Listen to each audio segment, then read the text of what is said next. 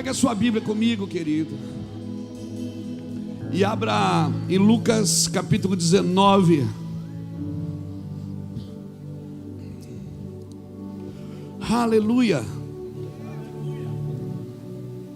Pratique a justiça, ames a misericórdia e andes humildemente com o teu Deus. Não entrarei na casa que habito, não subirei ao leito que durmo, não darei repouso aos meus olhos, nem descanso às minhas pálpebras, enquanto não achar um lugar para o Senhor, uma morada para o poderoso de Jacó. Lucas 19 diz assim: tendo Jesus entrado em Jericó, ia passando, havia ali um homem chamado Zaqueu, que era chefe dos cobradores de impostos e era rico. Este procurava ver quem era Jesus, mas não podia por causa da multidão e por causa que era de pequena estatura. Então, correndo adiante, subiu um sicômoro, algumas traduções dizem uma figueira brava, para vê-lo, já que havia de passar por ali. Quando Jesus chegou àquele lugar, olhou para cima e disse: Zaqueu, desce depressa, hoje me convém pousar na tua casa. Apressando-se, desceu e o recebeu com alegria. Todos os que viram isto murmuravam, dizendo: pecado. Disse-lhe Jesus: hoje veio a salvação a esta casa, porque também este é filho de Abraão, pois o Filho do Homem veio para buscar e salvar o que se havia perdido. Obrigado, Jesus, pela tua palavra. Eu quero gastar alguns minutos antes da ceia. Irmãos, tem situações que você vai ver muitas vezes Jesus quebrando a regra da Torá para abençoar pessoas. A Torá, por exemplo, dizia que você não podia tocar o leproso, e você vai ver Jesus tocando o leproso. E todo mundo que confrontava Jesus, principalmente os fariseus, eles usavam a Torá para isso. Eles diziam: mas está escrito. Eles tinham base para confrontar Jesus. Então, vai ter um momento que você vai ter que, talvez, não é quebrar princípio, não é perder os valores, mas vai ter momentos que você vai ter que quebrar a regra e focar nas pessoas. Você pode ter que quebrar regras para poder tocar em pessoas. Assim como Jesus fez com o leproso, como eu disse aqui, ele tocou quando a Torá dizia que não podia tocar. Às vezes eu penso que quando Deus falou para Abraão e disse assim: Abraão, sai da tua tenda. E olha, se você ler Gênesis capítulo 15, você vai ver uma coisa, que Deus mandou Abraão olhar para as estrelas do céu e contá-las. Só que era de dia. Não tinha estrela. Ainda que tivesse, não dava para contar. Agora, contar a estrela de dia é pior ainda, porque depois a Bíblia diz que houve densas trevas. Então, se houve densas trevas depois, então quando Abraão sai da tenda, e para contar a estrela era de dia, não era de noite. Essa palavra sai da tenda, eu quero entender que ela está me tentando dizer o seguinte: sai da tua mentalidade, eu quero mudar a sua identidade, para você poder mudar o seu comportamento. Irmãos, é muito difícil mudar o comportamento se Deus não mudar a nossa identidade. Por isso que é necessário nascer de novo. É necessário nascer de novo. E Jesus falou isso para Nicodemos, que era um dos principais da sinagoga. Porque se eu não nascer de novo, se eu não tiver uma nova identidade, assim, eu não vou entender como que eu tenho que me comportar. Então eu acredito que quando Deus fala para Abraão: sai da tenda, Ele está dizendo: sai da sua mentalidade e vem descobrir o que eu tenho para você, o que eu escondi em você. Porque é do caráter de Deus esconder coisas preciosas. Tudo que é materialmente precioso está escondido na terra. O petróleo está escondido na terra. O ouro, a prata, o bronze, o diamante, as pedras preciosas, está tudo na terra. Você tem que tirar e garimpar para achar essas coisas. Tudo que é materialmente valoroso está escondido na terra, mas tudo que é espiritualmente valoroso está escondido no homem. Deus escondeu no homem, e às vezes a gente quer coisas espirituais e a gente procura em outra pessoa. Um homem espiritual, uma mulher espiritual que vai te ajudar, não vai ajudar a espiritualizar você, vai ajudar você a se descobrir. Porque tudo que você vai ser, vai ter e vai fazer já está com você. Por isso que Eclesiastes diz que ele escondeu a eternidade no coração do homem. Lucas capítulo 17, versículo 20 e 21, diz que muitos dirão: o reino está aqui, o reino está ali. Ele disse: não acreditem, porque o reino dos céus não vem com aparência visível. O reino dos céus está dentro de vós. Se você olhar para 2 Coríntios 4, de 1 a 7, principalmente o versículo de número 7 de 2 Coríntios 4, Paulo, ele afirma isso. Ele diz: nós temos um tesouro no vaso de barro, para que a excelência do poder seja de Deus e não nossa. E aí no verso 8 ele começa a dizer: em tudo eu sou atribulado, porém não angustiado, perseguido, porém não abatido, perplexo, porém não desanimado, levando no meu corpo o morrer de Cristo, para que a vida de Cristo também esteja na minha carne mortal. Por isso que o meu homem exterior se desgasta, se corrompe, mas o meu homem interior se renova a cada dia. Paulo está dizendo o seguinte: eu tenho um tesouro no vaso aqui dentro. Eu tenho um tesouro. O vaso é de barro. Por isso que quando você morrer, o que é da terra volta para a terra, o que é de Deus volta para Deus.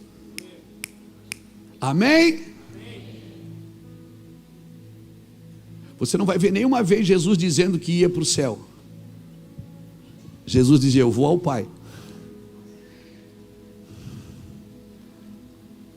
Então veja bem, Paulo está dizendo: em tudo eu sou atribulado, porém não angustiado, perseguido, porém não desanimado, abatido, né? Porém não destruído. Paulo está dizendo o seguinte: o tesouro está aqui dentro, a minha vida está aqui fora, mas o tesouro está aqui dentro. Em tudo eu sou atribulado aqui fora, porém não sou angustiado aqui dentro.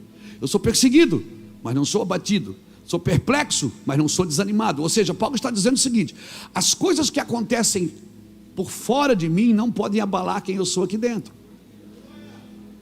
Por isso que ele diz: ainda que o meu homem exterior se corrompa, se desgaste, o meu homem interior se renova a cada dia. Aqui fora você pode fazer maquiagem,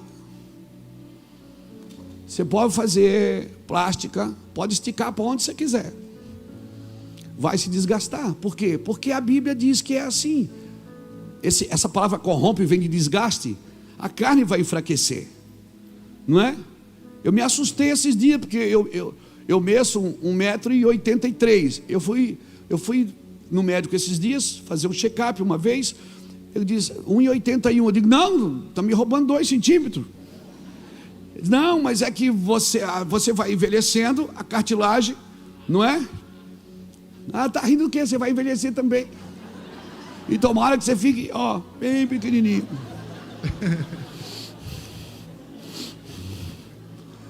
Porque você vai, a cartilagem do osso vai.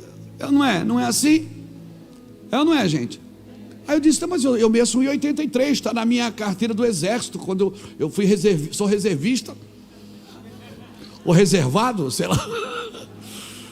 É, mas o senhor tinha 18 anos, agora o senhor tem 50 e tanto. Então, encolhe mesmo, é? Encolhe. Mas fique tranquilo, porque as coisas de fora não definem quem você é aqui dentro. O meu homem exterior se corrompe, se desgasta, mas o meu homem interior se renova a cada dia. Por isso que eu acho que quanto mais tempo você vive com Cristo, mais tempo você vive na igreja, mais crente você deveria ser. Você não deveria ser um velho frio na fé, você deveria se tornar um velho chapado, que nem o pastor. Que nem esse pastor doido aqui. Pastor Silvio, chapado. Falou: pastor Silvio, eu vou ficar um velhinho chapado. Vou, doido. Cara, disse: mas é que eu já estou na igreja há 40 anos, né? Já fui assim também, que nem vocês. Não, agora é para você ser mais. Porque agora você tem certeza que tudo que você aprendeu era verdade mesmo. Agora que você sabe tudo, agora que você aprendeu, que você tem convicções, né? Esses meninos, eles não sabem muita coisa, e eles estão apaixonados por Jesus. Daqui a 50 anos você tem que estar mais apaixonado ainda, porque agora você vive há 50 anos com Cristo. Você pensa, acontece. Você fala, acontece. Meu Deus, você fala e acontece. Você tem evidências que Ele está com você. Como? Não, eu vou me aposentar, vou ficar em casa vendo Netflix. Não, irmão. O seu plano de vida não é aposentadoria, é eternidade. Você pode aposentar, ganhar um dinheirinho, mas pensa que a sua vida não termina ali. Amém, irmãos? Seu plano de vida é eternidade. Então, a consciência, essa consciência, ela só é revelada na presença de Deus. Por isso, o meu homem exterior se desgasta, mas o meu homem interior se renova a cada dia. E essa história de Zaqueu tem muito a ver com isso, porque Zaqueu, ele se interessou, ele era cobrador de imposto. Imagina, um cobrador de imposto. E sabe o que a palavra Zaqueu significa? Clica aí no Strong que você vê. Puro. Zaqueu significa puro. Por fora ele era o quê? Um miserável cobrador de imposto, ladrão.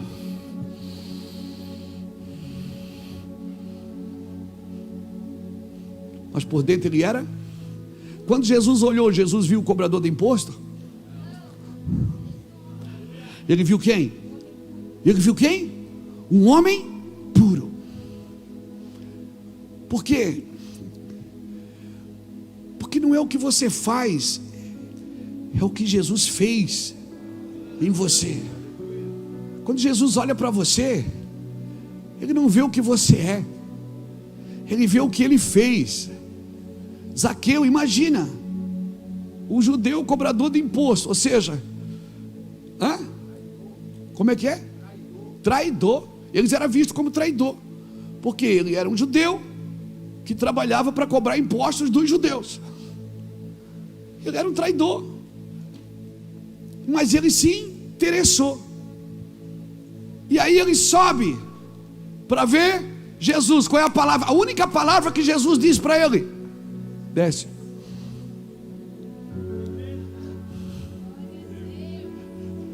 Ele disse: eu vou subir aqui e vou ver. E Jesus: ei, desce. Eu vou falar com você na sua estrutura, eu vou falar com você na sua estatura, eu vou tratar de você no seu tamanho. Não é no jeito que você quer me ver, é no jeito que eu estou te vendo. Zaqueu talvez foi ali só por curioso, irmãos. Aí você sobe para ver Jesus e ele diz: desce. Vamos falar de igual para igual. Não, mas eu sou o chefe, eu sou o líder, eu sou o pastor presidente, eu sou o líder, eu sou o dono da empresa, eu sou... Desce. Vamos falar de igual para igual, vamos conversar. Jesus não falou nada. Eu fico imaginando a galera que estava ao redor pensando assim: nós aqui empurrando um ao outro para chegar perto dele. Ele olha para aquele cara, ele não conhece esse cara. Esse é o mal da igreja, é o mal do cristão, achar que Jesus não conhece aquela pessoa. Se prepare para ser impressionado por Jesus nos próximos dias. A presença de Deus desmascarou toda a corrupção de Zaqueu. A presença de Deus desmascarou toda a traição de Zaqueu. A única coisa que Jesus falou para ele foi: desce. Cutuca alguém que está do seu lado e diga: valorize o conteúdo e não o rótulo. Você pode fazer ecografia, tomografia, mas nada disso vai mostrar quem você é realmente. Vai mostrar o seu corpo, vai mostrar os seus ossos, vai mostrar os seus nervos, vai mostrar os seus órgãos, mas não vai mostrar como Deus te fez para ser. Aprenda, irmãos. E talvez é isso que falta para a igreja. E para mim falta isso, sabe para quem? Para crente que não anda na presença de Deus. Porque crente que anda na presença de Deus vê todo mundo na carne. E Paulo diz o quê? A ninguém conheceis segundo a carne. A ninguém conheceis segundo a carne. Quando você olhar para uma pessoa, não veja a corrupção dela, não veja a mentira, não veja o pecado. Eu sei que é quase impossível, porque o nosso tribunalzinho aqui de dentro, mas aí dentro não tem um tribunal, tem um tesouro. Aí dentro tem um tesouro. Não rotula pelo cabelo, não rotula pela cor da roupa, não rotula pelo andar, pelo falar. Não rotula. Deus não colocou um tribunal em você, Ele colocou um tesouro. E quando você olhar, se teus olhos forem bons, todo o teu corpo será abençoado. Jesus olhou para Zaqueu e viu pureza, viu a identidade dele. Zaqueu significa puro. Ele viu pureza em Zaqueu. Ele olha para um homem que está escondendo trigo no lagar. Ele diz: ei, homem valente. Que eu?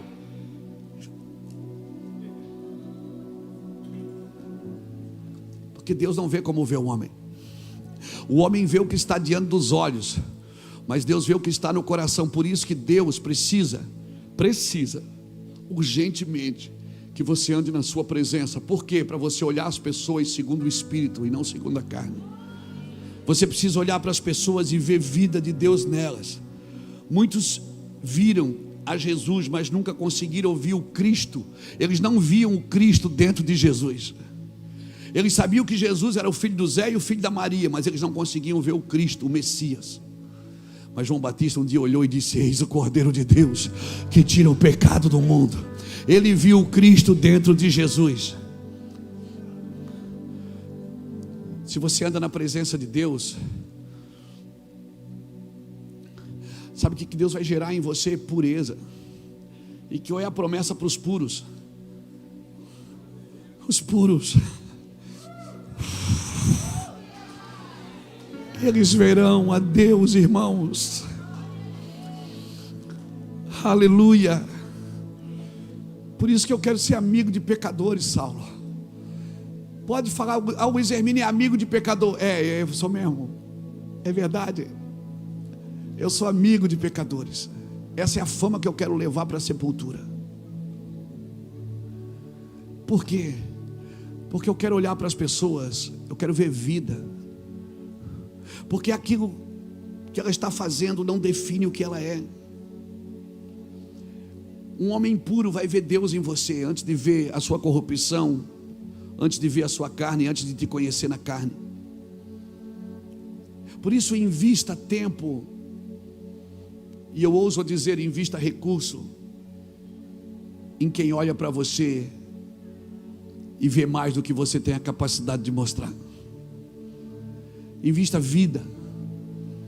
Quem consegue ver o Cristo em você, naqueles que te olham e não vê somente pó.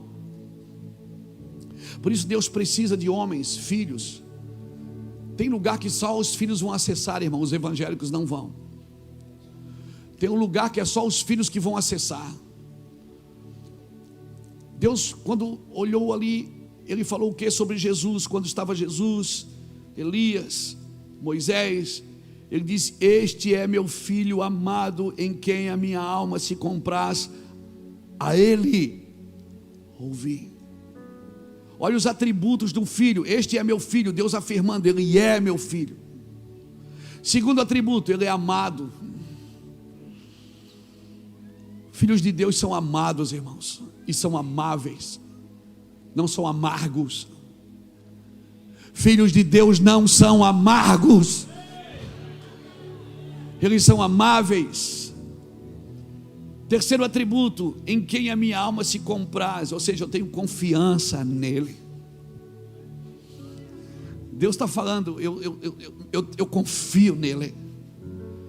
E o terceiro atributo de um filho de Deus, a ele ouvir, ou seja, ele me representa.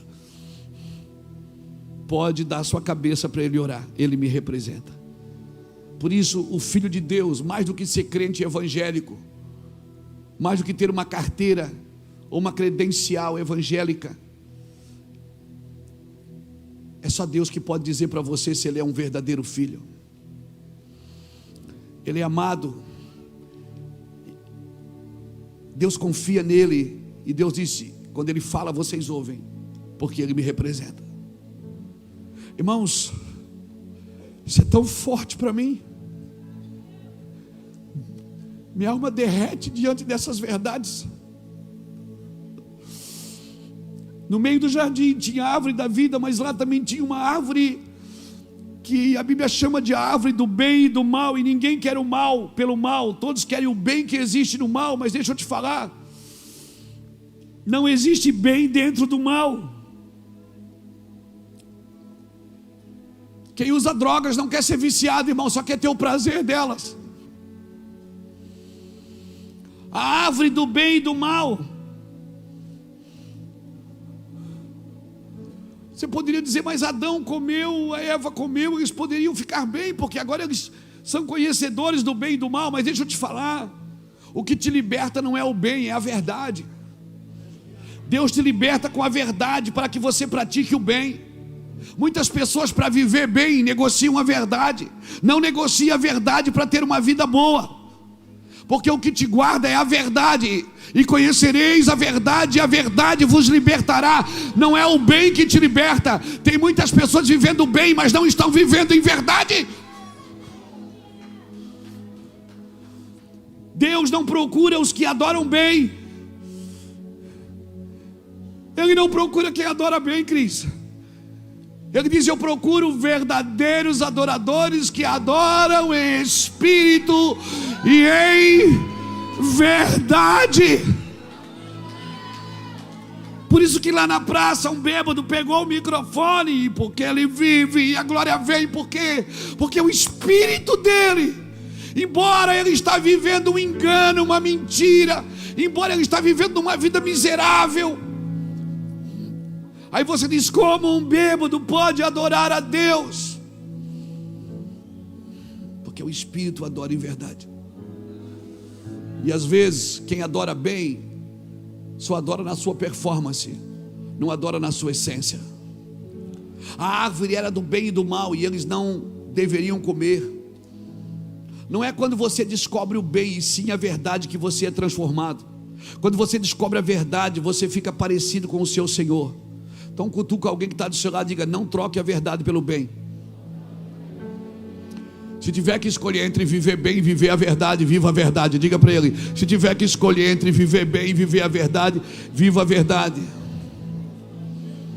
Sabe que muitas vezes Deus vai precisar te libertar do bem? Como é que é, pastor? Deus vai ter que te libertar do bem. Em muitos casos Deus tem que nos libertar do bem para nos trazer de volta para a verdade. Porque o bem pode te tirar da verdade. Ninguém quer o mal, e sim o bem que está no mal. Pedro, quando quis morrer no lugar de Jesus, ele disse, não, Senhor, eu morro no teu lugar. Ele queria o mal de Jesus? Não, ele queria o bem. Mas Jesus disse, para trás de mim, Satanás, isso não é a minha verdade. Não busque o bem das pessoas. Como que não? Não, busque verdade para elas. Porque se elas aprenderem a viver na verdade, elas vão praticar o bem. Então, quando elas experimentarem a verdade que Deus tem para elas, então certamente elas experimentarão e viverão bem. Marta, quando estava fazendo a comida, servindo, o que ela estava fazendo era bom ou mal? Era bom, mas Jesus disse, a Maria escolheu a verdade. O que você quer é bom, mas a Maria escolheu a verdade. Pedro e João, quando o paralítico estendeu a mão e pediu uma moeda, a coisa boa a se fazer qual era? Era dar uma moeda. Mas eles não fizeram o bem. Eles escolheram a verdade, disseram levanta e anda. Então, quantas pessoas que pregam o evangelho aqui? Quantos de vocês são pregadores do evangelho? Por favor, não queira só o bem das pessoas. Talvez pessoas vão ficar tristes com você.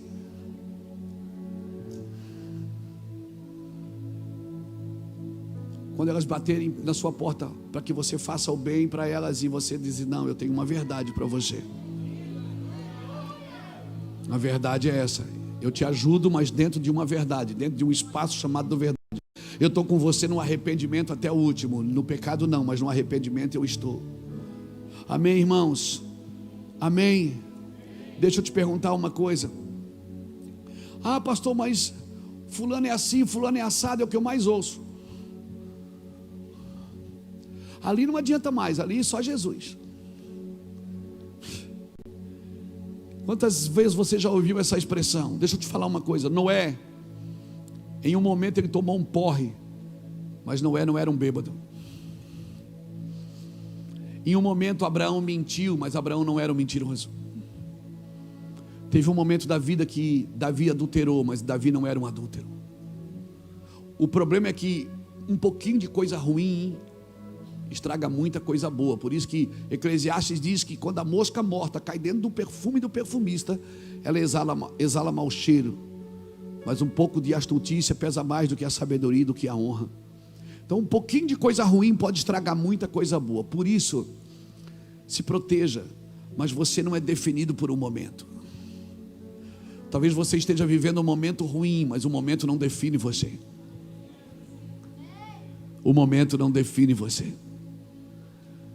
Deus tem uma palavra eterna para você. Noé não era um bêbado, ele bebeu um dia. E aquilo custou caro. Custou a maldição da terceira parte da geração. Davi adulterou. Mas Davi não era um adúltero. Deus ainda o chama de um homem segundo o seu coração. Abraão mentiu, mas Deus ainda o chama de pai da fé. E Deus é tão maravilhoso que ainda permitiu Tamar, Batseba, a mulher que engravidou do sogro, Tamar, que engravidou de Judá, Batseba, que engravidou de Davi, Raabe, a prostituta de Jericó, e Ruth, que nem parte da linhagem judaica fazia, e Deus permitiu que elas fizessem parte da genealogia de Jesus, para dizer para a humanidade uma coisa: o momento não define quem você é. Talvez você está passando um momento difícil, o desemprego bateu na sua porta, a família perdeu o rumo, o filho desviou, a filha separou. Meu Deus, que luta. Mas isso não define quem você é. Não define. Hoje, sabe o que Deus diz para você? Desce. Eu quero ir para a tua casa. Eu quero ir para a tua casa. Todo mundo pode estar te chamando de traidor, mas eu te vejo puro. Porque quando Deus olha para você, Ele não vê você, Ele vê o sangue da cruz. Quando Deus olha para você, Ele não vê a sua corrupção, Ele vê o sangue. Ele vê Jesus que está à direita de Deus, que intercede por nós. Deus diz: olha, esse cara aí, Jesus só faz assim: Pai,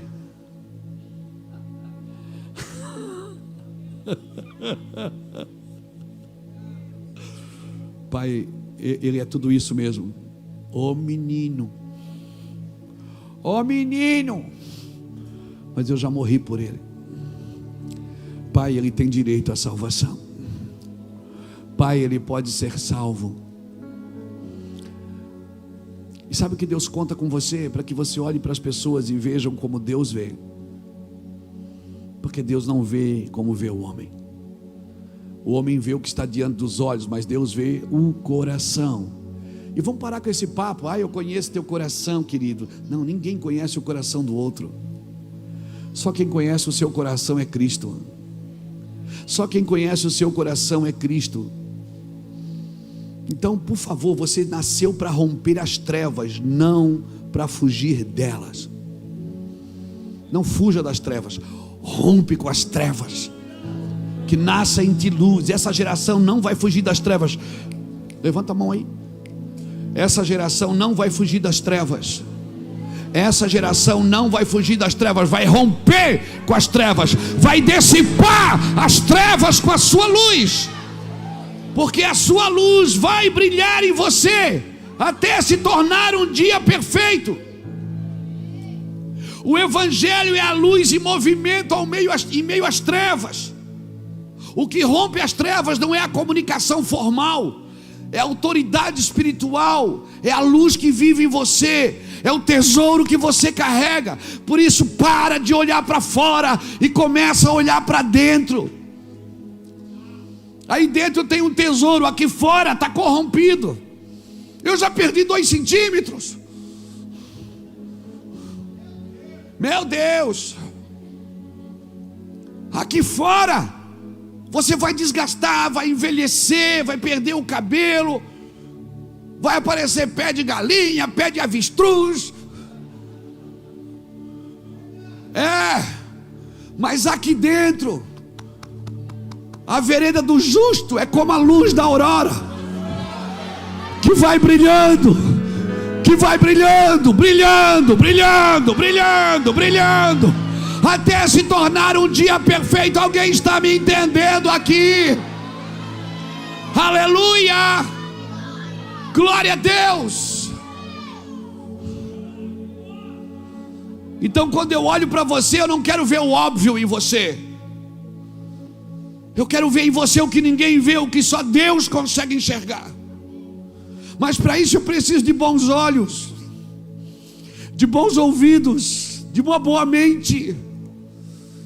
Por isso eu preciso ser remido, restaurado, para quando eu olhar para você, não ver você a partir da dor que eu vivi, ou que eu ainda estava vivendo, ou que ainda estou vivendo. Não, eu preciso ver você através do Cristo. Aleluia! Olharam para Ele e foram iluminados. Seu rosto não ficou confundido. Por isso que Deus não te autoriza a julgar ninguém, porque você só vê o que está diante dos olhos. Você não conhece as intenções do coração. Você não sabe por que choram. Oh meu Deus, eu não quero ver o que todo mundo vê. Eu não quero ver o óbvio. Tem coisa escondida aí dentro, tem tesouro. Eu preciso garimpar. E não dá para fazer isso sem um relacionamento, sem a igreja. Por isso que a Bíblia diz: não deixe de congregar, como é costume de muitos. Porque na igreja, irmão, é garimpando, é ouvindo, é vomitando, tirando as mágoas. Eu acredito que os céus estão investindo em pessoas sem vazamento. Não pode ter vazamento em você. Você tem que olhar para uma pessoa e ver o que ninguém vê. Há uns tempo atrás eu vi um vídeo na internet que me chocou. Eu chorei junto, de um serial killer que matou mais de 40 mulheres nos Estados Unidos. E todas as pessoas no julgamento dele, ele ia para a cadeira elétrica e tal. E o julgamento dos Estados Unidos não é que nem aqui, né? As pessoas falam: eu te odeio. Ele fazia assim: tô nem aí. Todo mundo: eu te odeio, você vai queimar no inferno. E E um senhor pegou a tribuna e disse: eu perdoo você. Você fez muito mal para minha casa, matando a minha filha. Mas o meu Senhor manda eu perdoar. E por isso, aquele homem começou a chorar na tribuna. Está na internet, depois você bota lá serial killer. Você viu? Você é muito esperto, mano. Ele começa a chorar, Jackson. Porque contra o perdão, cara, que argumento temos contra o perdão? Ele começou a chorar, porque todo mundo veio e atacou o seu miserável, desgraçado, demônio. E ele não estava nem aí para ninguém. Quando um homem olhou para ele e disse: eu perdoo você. Você fez muito mal para minha filha, para minha família. Nunca mais fomos os mesmos. Mas eu sou cristão e eu sirvo a Jesus. E eu perdoo você. Eu te libero. Aquele homem começou a chorar compulsivamente no tribunal. Aquele matador, assassino, miserável. Mas alguém olhou para ele, mesmo tendo dor, passou por cima da sua dor e viu naquele homem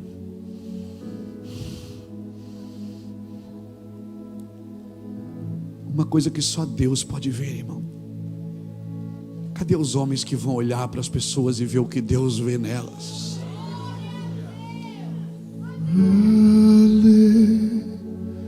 Aleluia,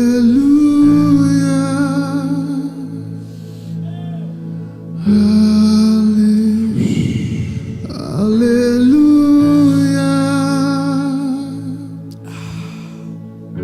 Fui perdoado, amado por Jesus, fui perdoado.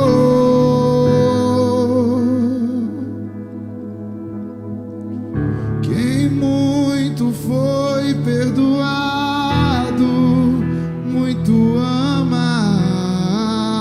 Quem muito foi perdoado,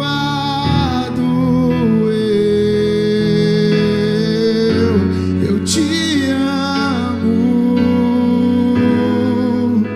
meu Rei e Salvador, eu te amo.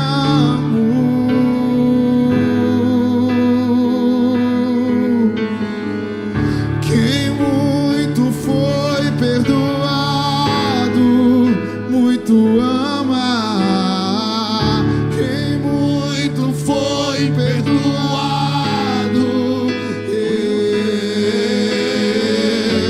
eu te amo, meu Rei e Salvador, eu te amo.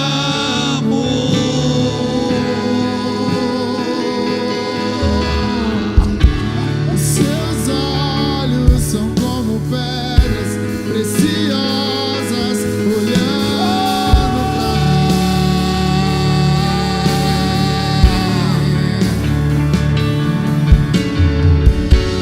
Os seus olhos são como pedras preciosas, olhando pra mim. Aleluia! E nós queremos ver os teus olhos como fogo.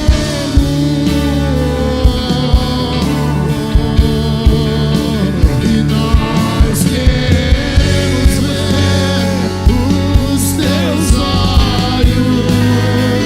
como fogo.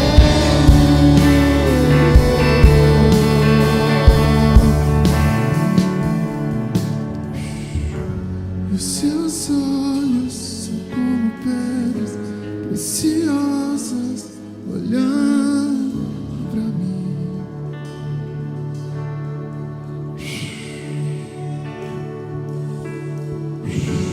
E os seus olhos são como pedras preciosas, olhando pra mim. Na presença de Jesus, você não pode carregar rancor, dor, decepção, frustração. Na presença de Jesus, tudo tem que ficar no chão. Zaqueu, eu vou para sua casa. Cara, Jesus não pregou para Zaqueu.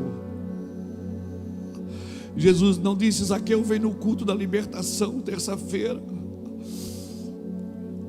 A presença de Jesus na casa de Zaqueu.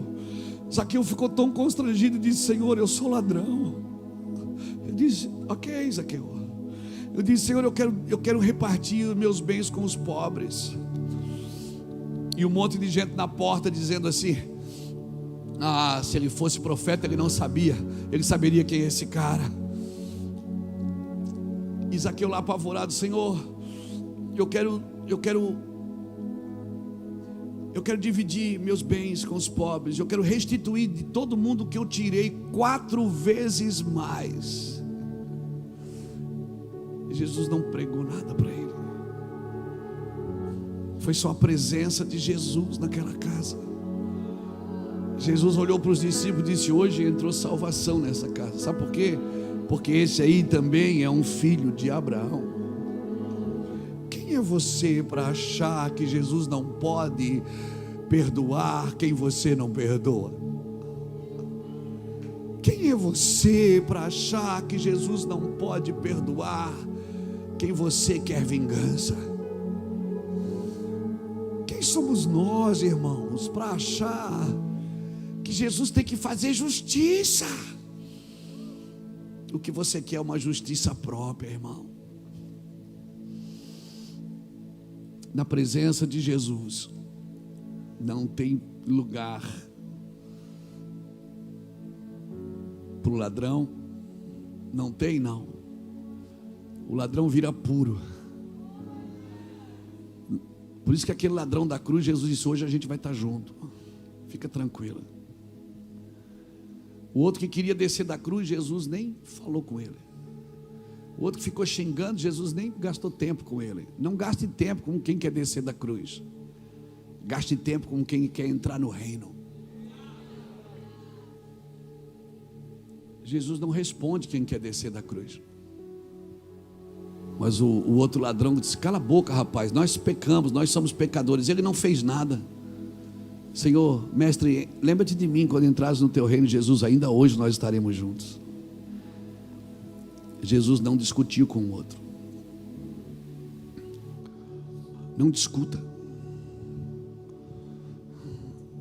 Não discuta. Irmãos, eu sou chamado aí toda semana para ir em podcast, para ir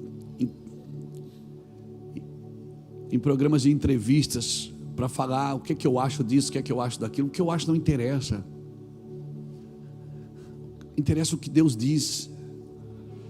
E mesmo que eu tenha que passar por cima da minha dor, eu tenho que fazer o que Deus quer. Mesmo que eu tenha que passar por cima das minhas teses, eu tenho que fazer o que Deus quer. A presença de Deus, ela separa aquilo que é daquilo que parece ser. Na presença de Deus não tem lugar para quem não perdoa.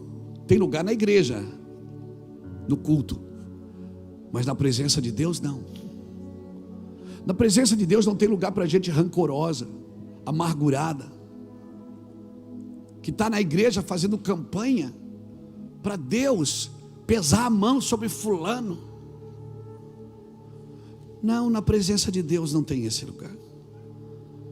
Avivamento, irmão, que você quer e eu quero. Avivamento é a soberania de Deus sendo estabelecida e a responsabilidade dos homens sendo praticada. Por isso, aprenda a controlar a sua cabeça, a sua mente. Que o diabo vai ficar enfiando minhoca na sua cabeça. Fala isso, faz aquilo. Irmão, sai desse lugar. Sabe qual é o lugar que você passa mais tempo da sua vida? É na sua cabeça. Então, torne ela um lugar melhor. Colossenses capítulo 3, foi o Ulisses que leu aqui hoje. Pensai nas coisas que são do alto, buscai as coisas que são de cima. Em versículo 3, versículo 2, pensai nas coisas que são do alto. Muda a sua cabeça, muda a sua mente. Você passa o dia inteiro dentro da sua mente, a sua mente fica criando minhocas. E a maioria dos problemas que você acha que tem, você não tem. Você criou eles na sua cabeça.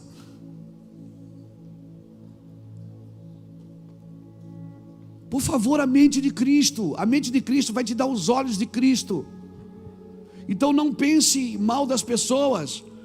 Mas eu já pensei bem do irmão e me decepcionei. Mas amar é correr riscos. Amar é correr riscos. E você vai se decepcionar de vez em quando. E vai se decepcionar com quem você ama. Por quê? Porque é a maneira segura de Deus se tornar cada dia mais humilde. É a pedagogia de Deus, é o alfinetinho de Deus furando o seu orgulho. Presença de Deus, irmãos, não é para fazer shows pirotécnicos de expressões de dons e de unção. Não, tudo isso é legal, a gente pula, dança, ora pelas pessoas, elas são curadas. Cara, você fala uma coisa e acontece. Você viu as coisas como Deus funciona? O cara sai do cartório, marca o casamento, já vem aqui, já ganha. Já ganha, como é que chama aquilo? É o vídeo. Make off.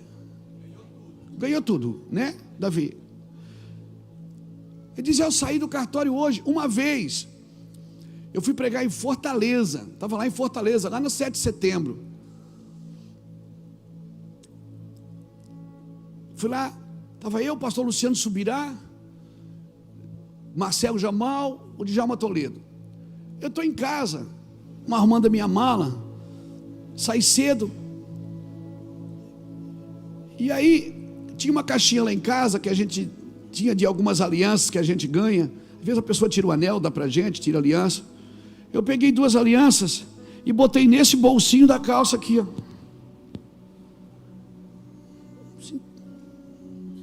Deus falou com você? Não sei, eu dei vontade de pegar 2 alianças e botar aqui. Se Deus é o dono da minha vontade, eu vou lá. Botei aqui 2. Botei e fui. O voo atrasou, irmão. A conexão em São Paulo para Fortaleza atrasou. Fiquei 4 horas no aeroporto. Cheguei em Fortaleza em cima do horário para ir pregar. Se foram me buscar no aeroporto, já me levaram. E era eu que pregava naquela noite. Não deu tempo de tomar banho, não deu tempo nada, né? O desodorante que você carrega na bolsa, a escova de dente, na mochila.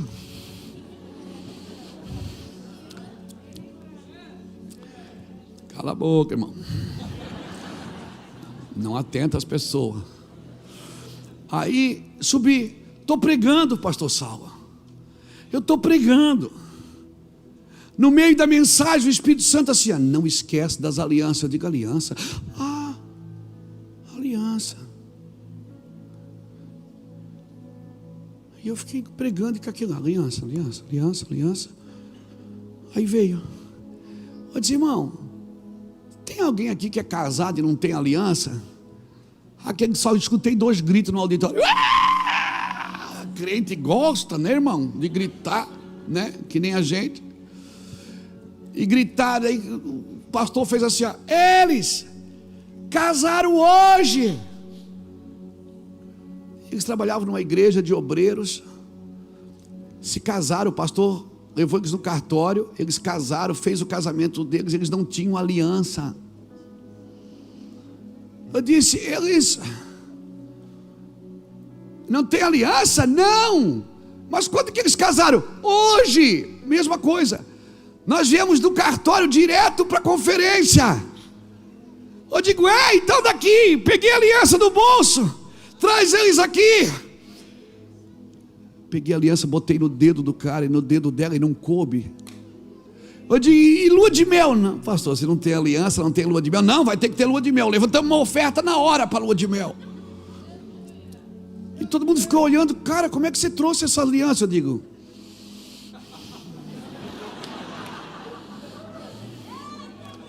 o que é que eu disse? Mistério. Que crente fala, não fala? Mistério. Eu vim para casa, aí fui para o hotel. O que eu fui fazer no hotel, irmão? Fui dormir, mas antes eu chorei, mano, a noite inteira. Eu chorei a noite inteira. Eu estou aqui em Santa Catarina, cara. O cara casou lá, dentro de uma casa de recuperação com um pastor, sem dinheiro, e Deus preocupado com a aliança do cara. Ele me visita lá em casa e diz: leva 2 alianças para eles. Cara, esse é o Deus que eu sirvo. É o Deus do improvável, do impossível, do incomum. É o Deus da hora, é o Deus do momento.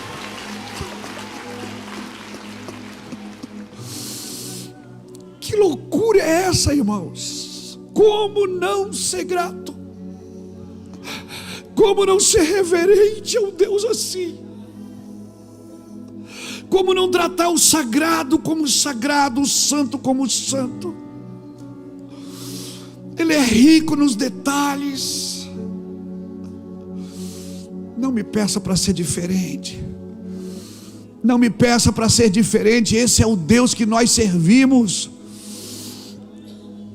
É o Deus que levanta o pequeno do pó, do esterco, ergue o necessitado, faz assentá-los com o príncipe.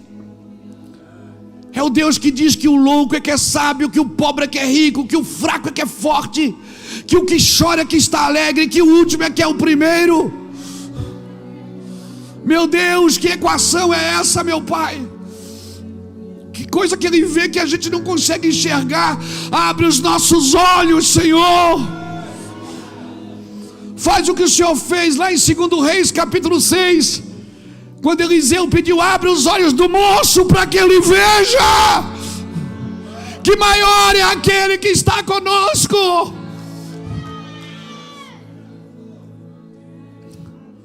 Ei, Brasil, acorda! Não é um presidente que vai mudar essa nação, é uma igreja que vê como Deus vê, que ouve como Deus ouve, que faz como Deus faz, que anda como Deus anda, que vive como Deus vive. Alguém está me entendendo aqui? Aleluia! Eu creio nisso de todo o meu coração, irmãos. O que vai mudar essa nação não é um presidente, não é um partido político, é uma igreja que vê. Abra os nossos olhos para que a gente veja, Senhor, para que a gente olhe para as pessoas e tenha esperança nela. Você precisa ver as pessoas como Deus vê. Se você vê as pessoas como Deus vê, você não vai fazer acepção de pessoas. Você vai amar a todos com igualdade. Esse lugar é só a presença de Deus que é capaz. Ah, pastor, mas o senhor está falando é coisa impossível. Se fosse impossível, a Bíblia não me pedia. E Deus nunca me pediu nada que eu não possa fazer. Até para Pedro andar sobre as águas, ele disse: vem. Ele não vai pedir nada que você não possa fazer. Se ele está pedindo, é porque você pode fazer. É, garoto, aleluia. Você quer pregar amanhã? Bora pregar nós dois amanhã? Me ajudou um monte hoje aqui. Aleluia. Nós vamos cear agora. E eu não posso olhar para essa mesa. Jesus não tirou nem o traidor da mesa, porque Jesus olhou para ele e não viu um traidor. Jesus disse o que para ele? Amigo, faz o que tu tens para fazer, mas faz rápido. Quem é meu amigo? Meu amigo é quem me ajuda a ir para a cruz, quer me faça bem, quer me faça mal. Está me ajudando a ir para a cruz? É meu amigo. Então, amigo, pode bater em mim à vontade, não tem problema. Você está me ajudando a ser mais crente. Pode perseguir à vontade, amigo. Você está me ajudando a ser mais crente. Pode enganar, pode mentir, pode caluniar, pode falar coisas que eu não sou, que eu não fiz. Porque você está me ajudando a ir para a cruz. O cara que queria morrer no lugar de Jesus, Jesus chamou de demônio. Mas o cara que empurrou ele para a cruz, ele disse: amigo, nós vamos cear agora. E mesmo que você se sinta um pecador, mesmo que você se sinta um traidor, mesmo que você se sinta um inútil, um zero à esquerda, nessa mesa você é convidado. Porque essa mesa é a mesa do perdão, não é a mesa da condenação. É a mesa que Jesus olha para você e diz: amigo, estamos junto. Estamos junto. Ah, que culto glorioso esse, irmão. Onde o temor do Senhor vem e se aloja na gente. Você vai pegar a ceia sentadinho. E eu vou pedir uma coisa para você. Você já entregou seus filhos, já entregou sua oferta, está entregando seu coração todo dia, está desesperado aí para ir embora orar. Hoje é um bom dia para fazer isso. Mas quando você pegar o pão e o cálice aí, Fecha os olhos, abraça bem isso e diz: obrigado, Jesus. Brilha a tua luz diante de mim, Senhor, e abre os meus olhos para que eu veja. Se tem uma coisa que eu quero, irmãos, é ver. Eu quero ver como o meu Senhor vê, e eu não quero ver o óbvio. Então esteja rendido para conhecer, perseverante para conquistar, manso para herdar. Os mansos herdarão a terra. A terra não herda quem briga por ela, mas quem vive em paz. Quem herda a terra conhece o seu lugar. Os mansos herdarão a terra. Na presença de Deus você vai aprender a ter comportamentos seguros. Quando você estiver com raiva, não responda. Quando você estiver feliz, não faça promessas, porque na felicidade a gente atropela-se em palavras. Quando você estiver cansado, não desista. Quando você estiver triste, não tome decisões importantes triste. Fica quieto. E quando você estiver com problemas, não procure um culpado. Assuma. Amém, irmãos? Não viva nessa que nós chamamos aqui de a neurose evangélica. O que é uma neurose evangélica? É quando você tem atos repetitivos sem bases racionais. Quando você fica discutindo com pessoas que não aceitam a verdade. Discutir com pessoas que não aceitam a verdade é como dar remédio para quem está morto. Não adianta dar o remédio, não tem mais efeito. Então não discuta. Qual é o lugar que Jesus deveria ensinar sobre adoração? Era Jerusalém, e ele ensina onde? Primeira vez que Jesus fala de adoração, ele ensina ao lado de um poço para uma mulher que já teve 5 maridos e o que ela tinha não era dela. É ali a primeira vez que a Bíblia fala de adoração. Cara, que Jesus impressionante é esse? Que Jesus impressionante. O lugar de que ele deveria ensinar sobre adoração deveria ser o templo, e não em Samaria, um lugar contaminado, que nem os judeus gostavam de ir lá e de estar lá e de falar de lá e falar com alguém de lá. Até quando Jesus falou em João 4 com a mulher disse: por que tu falas comigo? Eu sou uma samaritana, ou seja, eu não sou da tua igreja, eu não acredito como você acredita, eu sou samaritana. Ele disse: ah, mulher, se tu soubesse quem fala contigo, quem te pede.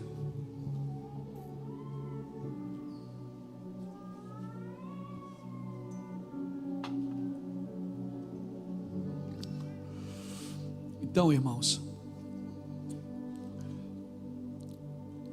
Deus vai impressionar você. Você criou códigos de ética para você. Você criou a ado, cada um no seu quadrado. E Jesus vem e chuta todos esses cones de proteção que você botou aí. Jesus vem e arranca todas as cercas elétricas que você colocou ao redor de você, para ninguém se aproximar. Se você tiver Cristo, o mundo não te atrapalha, é você que atrapalha o mundo. Porque não tem coisa mais terrível que um crente no lugar que não tem crente. Não tem coisa mais terrível do que um crente sentado na mesa de gente que não é crente. Por quê? Porque fica todo mundo incomodado. Eu sei, quando às vezes vou visitar alguns parentes que eles não servem a Deus, eles ficam apavorados quando me veem, eles tentam esconder o cigarro, esconder o copo, eles ficam apavorados, mas eu abraço e beijo. Aquele cheiro de cigarro, aquele cheiro de bebida, mas eles são meus irmãos, são tios, são parentes, são primos que eu quero salvá-los, cunhados que eu amo, amigos. Não, mas eles, não, talvez eu vou sair dali, alguém vai dizer: o pastor Luiz está fumando, porque está com cheiro de cigarro nele. Eu abraço, eu beijo na mão, bença tio.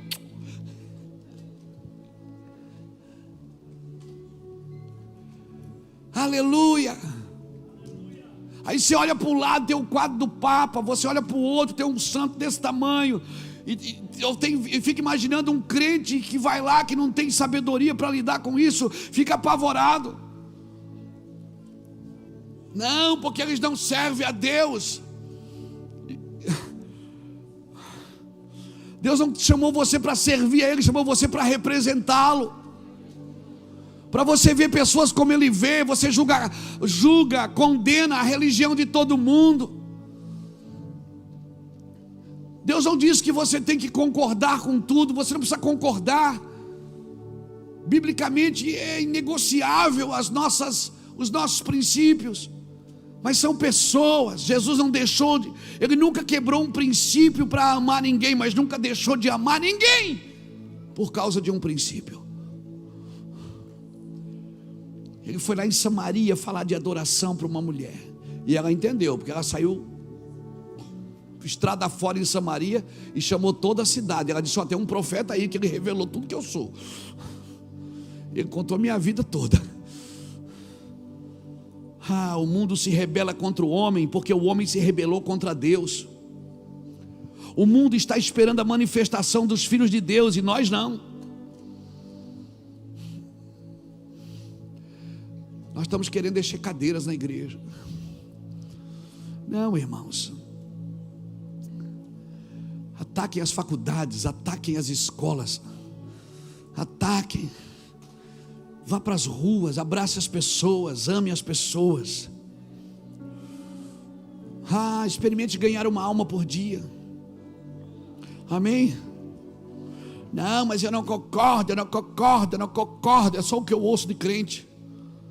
Minha pergunta é: se você pudesse comer todas as palavras que você fala, sua alma seria nutrida ou envenenada?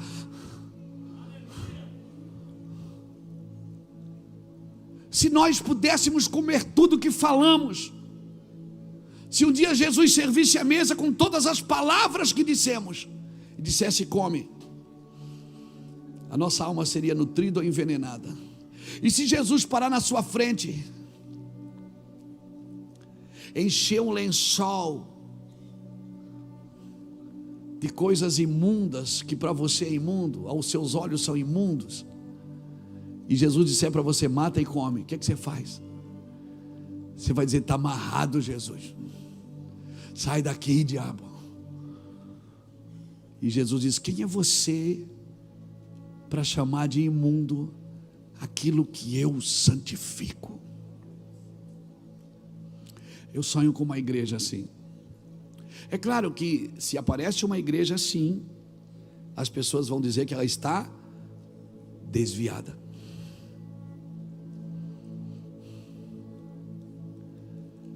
As pessoas vão dizer que a igreja está desviada.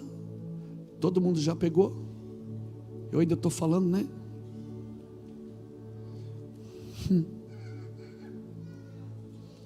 Então, eu vou parar aqui, chega, deixa aqui para amanhã. A gente continua amanhã para falar de tudo isso. Vamos cear? Desce.